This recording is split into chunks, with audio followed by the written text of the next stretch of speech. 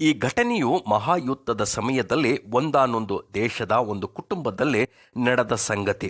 ಆ ಕುಟುಂಬದಲ್ಲಿದ್ದ 3 ಸಹೋದರರಲ್ಲಿ ಇಬ್ಬರು ಒಂದು ಸ್ವಯಂಚಾಲಿತ ಕ್ರಿಸ್ಮಸ್ ಮರವನ್ನು ಕೊಂಡು ತಂದರು. ಅದಕ್ಕೆ ವಿದ್ಯುತ್ತನ್ನು ಅಳವಡಿಸಿದಾಗ ಅದರಿಂದ ಮಂಗಳ ಶ್ರೀ ರಾತ್ರಿಯಲ್ಲಿ ಎಂಬ ಪ್ರಖ್ಯಾತ ಕ್ರಿಸ್ಮಸ್ ಸಂಗೀತವು ಕೇಳಿಬರುತ್ತಿತ್ತು. ಈ ವಿಶಿಷ್ಟವಾದ ಕ್ರಿಸ್ಮಸ್ ಮರವನ್ನು ನೋಡಿದ ಕುಟುಂಬದ ಸದಸ್ಯರೆಲ್ಲರಿಗೂ ಮಹಾ ಸಂತೋಷವಾಯಿತು. ಆದರೆ ಕೆಲವೇ ದಿನಗಳಲ್ಲಿ ಆ ಪ್ರಾಂತ್ಯವು ಮಹಾಯುದ್ಧದ ಅತ್ಯಂತ ಭೀತಿಯನ್ನು ಅನುಭವಿಸತೊಡಗಿತು. ಅನೇಕ ಜನರು ಭಯಂಕರವಾದ ಹಿಂಸಾಚಾರಕ್ಕೆ ಒಳಗಾದರು. ಸ್ತ್ರೀಯರು ಮಾನಭಂಗಕ್ಕೆ ಒಳಗಾದರೆ ಪುರುಷರು ಅಪಹರಿಸಲ್ಪಟ್ಟು ಕೊಲ್ಲಲ್ಪಟ್ಟರು. ಕಳ್ಳರು ಮನೆಗಳಿಗೆ ನುಗ್ಗಿ ಕೈಗೆ ಸಿಕ್ಕಿದ್ದೆಲ್ಲವನ್ನು ಕದ್ದುಕೊಂಡು ಹೋಗುತ್ತಿದ್ದರು.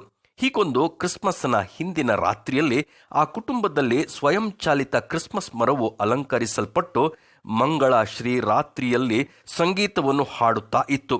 ಇದ್ದಕ್ಕಿದ್ದಂತೆ ದೊಡ್ಡ ಶಬ್ದದೊಂದಿಗೆ ಬಾಗಿಲು ತೆರೆಯಲ್ಪಟ್ಟು ನೋಡುತ್ತಿದ್ದಂತೆಯೇ ದರೋಡೆಕಾರರು ಗುಂಪೊಂದು ಬಂದೂಕುಗಳನ್ನು ಹಿಡಿದುಕೊಂಡು ಮನೆಯೊಳಗೆ ಪ್ರವೇಶಿಸಿತು. ಆ ಮನೆಯಲ್ಲಿ ಅಲ್ಲಿಯವರೆಗೂ ಇದ್ದ ಕ್ರಿಸ್ಮಸ್ ಹಬ್ಬದ ಸಂತೋಷವು ಮಾಯವಾಗಿ ಕುಟುಂಬದ ಎಲ್ಲಾ ಸದಸ್ಯರ ಹೃದಯಗಳಲ್ಲಿ ಬಹು ಭಯವು ತುಂಬಿಕೊಂಡಿತು.